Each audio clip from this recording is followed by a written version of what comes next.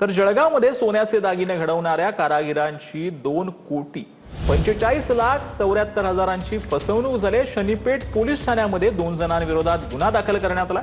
22 crate सोन्याचे 1 kilo 755 gram तयार दागिने घेऊन दोघे जण फरार झाले।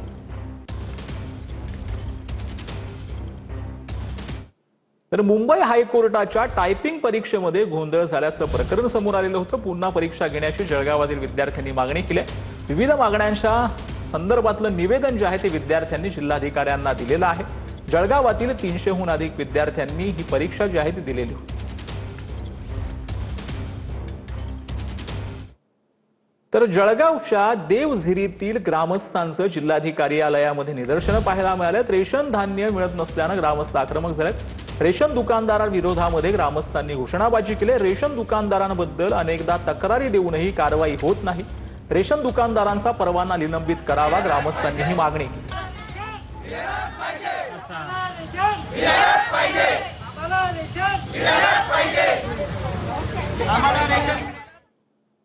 तर मराठीमध्ये ओटीपी सांगितल्यानं कॅब चालक भडकलेला आहे। व्हिडिओ व्हायरल झाल्यानंतर नेटकऱ्यांचा तीव्र संताप पाहायला मिळतोय।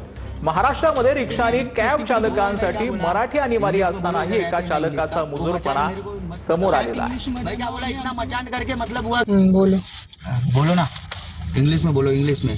4618 इंग्लिश में बोल भाई। तिकडे वो मैं क्या बोला, इंग्लिश में बोलो। इधर ऐप है ना इंग्लिश का, वो मचान मेरे को मत बताओ। ऐप इंग्लिश मध्ये। मैं क्या बोला, इतना मचान करके मतलब हुआ, कुछ मतलब निकला। क्या बोलतोय? मैं क्या बोला, इतना मचान करके कुछ मिला। इंग्लिश में बोल भाई, इधर फटाक से डाल दे मेरे को, मैं जाऊँ।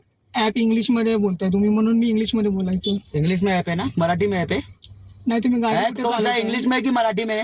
गाडी कुठे चालवताय तुम्ही? महाराष्ट्रात चालवताय? वो महाराष्ट्र में तू क्या है तू भाई, वो तुम्हाला डाल टीआर बिंदास। मैं क्या लायसन्स बोल कोणी रहा दिला? महाराष्ट्राने दिला। हूँ, मैं क्या बोल रहा हूँ, इधर डाल रहा है कि नहीं डाल रहा है वो तुम्ही बता। काय बोलतोय? मैं क्या बोल रहा हूँ, रुक जा, तुम्ही काय बोलतोय? रुक जा भाई। तुम्हाला टीआर लायसन्स कोणी दिलं?